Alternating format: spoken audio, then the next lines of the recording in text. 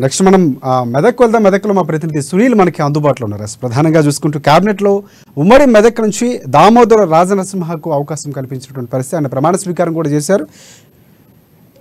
ఆంతోళ ఎమ్మెల్యేగా ఉన్నటువంటి దామోదర రాజనరసింహకు సంబంధించి రాష్ట్ర వైద్యారోగ్య శాఖ మంత్రిగా కాంగ్రెస్ పార్టీ నిర్వహించినటువంటి పరిస్థితి కనిపిస్తుంది. ఇక దామోదర రాజనరసింహ మంత్రి పదవి దక్కడంపై హర్షం వ్యక్తం చేస్తున్నారు మెదక్ ప్రజలు. ప్రధానంగా చూసుకుంటే మెదక్ సంబంధించి ఇప్పుడే ప్రధానంగా సంబరాలు జరుగుతున్నటువంటి పరిస్థితి కనిపిస్తూ ఉంది.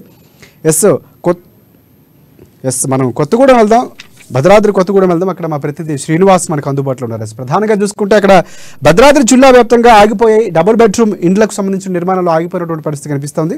బీఆర్ఎస్ హయాంలో చేపట్టినటువంటి ఇండ్ల నిర్మాణాలు కొన్ని చోట్ల పంపిణీ చేయనటువంటి పరిస్థితి ఉంది. గతంలో కూడా కొంతమంది లబ్ధిదారులు ఆందోళన చేసినటువంటి పరిస్థితి ఉంది. ఇక ఇండ్లు రాకపోవడంపై నిరాశకు గురైనటువంటి లబ్ధిదారులు ఎవరైతే ఉన్నారో వారు బీఆర్ఎస్ ప్రభుత్వం తీరుపై మండిపడుతున్నటువంటి పరిస్థితి కనిపిస్తుంది. కాంగ్రెస్ పార్టీ హయాంలో వస్తాయని వారు కొండంత ఆశతో ఉన్నటువంటి పరిస్థితి కనిపిస్తుంది. సో దీనిపై పూర్తి అప్డేట్స్ అందిస్తారు శ్రీనివాస్. శ్రీనివాస్ చెప్పండి. Thank you. ఇప్పుడు భద్రాద్రి కొత్తగూడెం జిల్లా నిర్మాణంలో ఆగిపోయినటువంటి డబుల్ బెడ్రూమ్లు ఏవైతే ఉన్నాయో వాటిని గత ప్రభుత్వం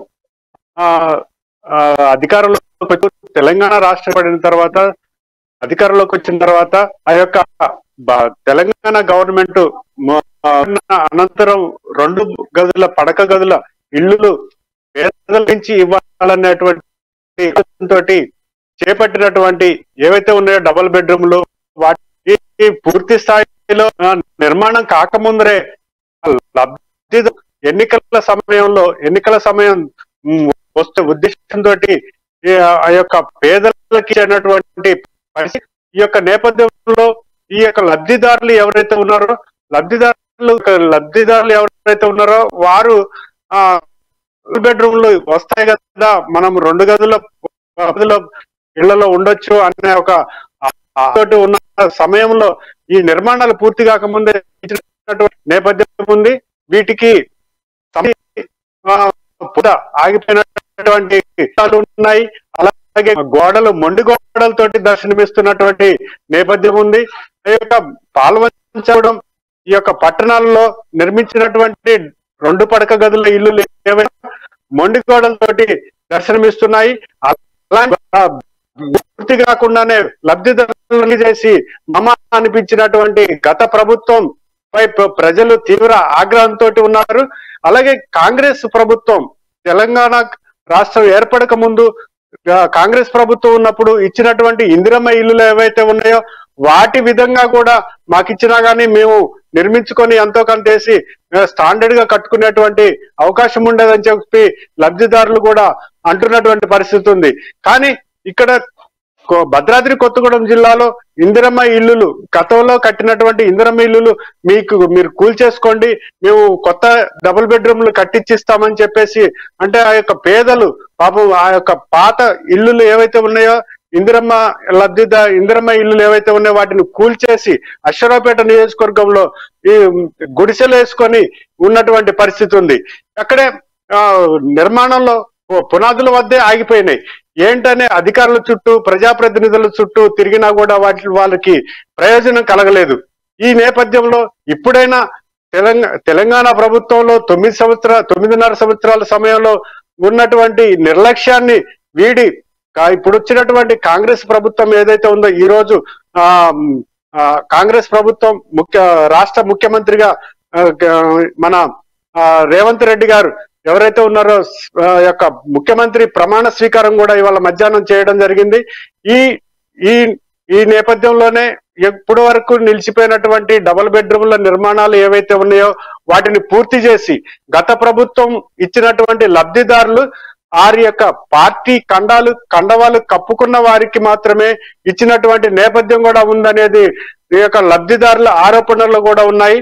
కావున ఇప్పుడున్నటువంటి పరిస్థితులకు అనుగుణంగా పేదలకు అందే విధంగా ఈ యొక్క గ్రామ పంచాయతీలలో కావచ్చు, పట్టణాల్లో కావచ్చు ఆ యొక్క పూర్తి స్థాయిలో ఎంక్వైరీ చేసి అసలైనటువంటి లబ్ధిదారులకు ఆ పట్టాలు పంపిణీ చేసి ఈ యొక్క నిర్మాణాలను కూడా పూర్తి చేసి లబ్ధిదారులకు ఇవ్వాలని చెప్పేసి కూడా కోరుతున్నటువంటి పరిస్థితి ఉంది. ఇప్పటికే పూర్తయినటువంటి అశ్వరావుపేట నియోజకవర్గం కావచ్చు, ఇటు మణుగూరు నియోజకవర్గంలో కావచ్చు, మరికొన్ని చోట్ల పూర్తయినటువంటి డబుల్ బెడ్రూములు కనీసము లబ్ధిదారులకు పంచలేనటువంటి దయనీయ స్థితి కూడా ఇక్కడ ఏర్పడినటువంటి పరిస్థితి ఉంది. ఇప్పటికే పూర్తయినటువంటి వాటిని వెంటనే ఆ యొక్క పేదలకు లబ్ధిదారులను ఎంపిక చేసి వారికి కేటాయించాలని, అలాగే మధ్యలో నిలిచిపోయినటువంటి నిర్మాణాలు ఏవైతే ఉన్నాయో వాటిని పూర్తి చేసి నిజమైనటువంటి లబ్ధిదారులకు అందే విధంగా చర్యలు తీసుకోవాలని చెప్పి కూడా కోరుతున్నటువంటి పరిస్థితి ఉంది. రాజశేఖర్, ప్రధానంగా శ్రీనివాస్, ఏవైతే అశ్వరావుపేట కానీ మునుగోడులో నిర్మాణం పూర్తయినటువంటి ఇల్లు ఎన్నున్నాయి, దాదాపుగా అవి పంపిణీ చేయడానికి సిద్ధంగా ఉన్నటువంటి ఇల్లు ఎన్నున్నటువంటి పరిస్థితి కనిపిస్తుంది. దానికి సంబంధించిన లబ్ధిదారులు గతంలో ప్రభుత్వంలో ఉన్నటువంటి నేపథ్యంలో దరఖాస్తులు పెట్టుకున్నటువంటి పరిస్థితి, ఎదురు చూసినటువంటి పరిస్థితి కూడా ఉంది. సో ఎన్ని ఇల్లు నిర్మాణం అయినటువంటి పరిస్థితి ఉంది, ఇంకా ఎన్ని ఇల్లు నిర్మాణంలో పూర్తి కావాల్సిన అవసరం ఉంది? ఇప్పటి వరకు నిర్మాణం పూర్తి చేసుకున్నటువంటి ఇల్లులు మాత్రం వందల సంఖ్యలోనే ఉన్నాయి. అవి పిచ్చి చెట్లు మొలిచి అక్కడ ఏదైతే అక్కడ ఇల్లులు ఉన్న నిర్మాణం పూర్తి చేసుకున్నటువంటి ఉన్నాయో ఆ యొక్క ప్రాంతాల్లో తాగుబోతులకు, పేకాట ఆడేవారికి, అసాంఘిక కార్యకలాపాలకు నిలయాలుగా మారాయి. వాటిని చెత్త మొలిచి పాములు అక్కడ స్వైర వ్యవహారం చేస్తున్నటువంటి పరిస్థితి ఉంది. వాటిని శుభ్రం చేయించి అలాగే తాగుబోతులకు నిలయాలుగా మారినటువంటి ఈ యొక్క డబుల్ బెడ్రూమ్లు ఏవైతే ఉన్నాయో అసలైనటువంటి పేదలను లబ్ధిదారులను ఎంపిక చేసి అక్కడ తక్షణమే పంపిణీ చేయాలని చెప్పేసి కూడా కోరుతున్నారు. వందల సంఖ్యలోనే ఉన్నాయి నిర్మాణం పూర్తి చేసుకున్నటువంటి. కానీ ఈ యొక్క పేదలకు ఇస్తున్నటువంటి ఏవైతే డబుల్ బెడ్రూమ్లు ఉన్నాయో గత ప్రభుత్వం నిర్లక్ష్యం వహించడం వల్ల కూడా ప్రజల యొక్క ఆగ్రహానికి గురైందని కూడా చెప్పుకోవచ్చు. ఇప్పుడే ఇందిరమ్మ రాజ్యం వచ్చినటువంటి నేపథ్యంలో ఇకనైనా మాకు తప్పకుండా న్యాయం జరుగుతుంది, పేదలకు అందరికీ కూడా అన్ని వర్గాల వారికి కూడా న్యాయం జరుగుతుంది, మాకు తప్పకుండా డబుల్ బెడ్రూమ్లు ఇల్లులు వస్తాయని చెప్పేసి లబ్ధిదారులు మాత్రం ఆశగా ఎదురు చూస్తున్నటువంటి పరిస్థితి ఉంది. రాజశేఖర్.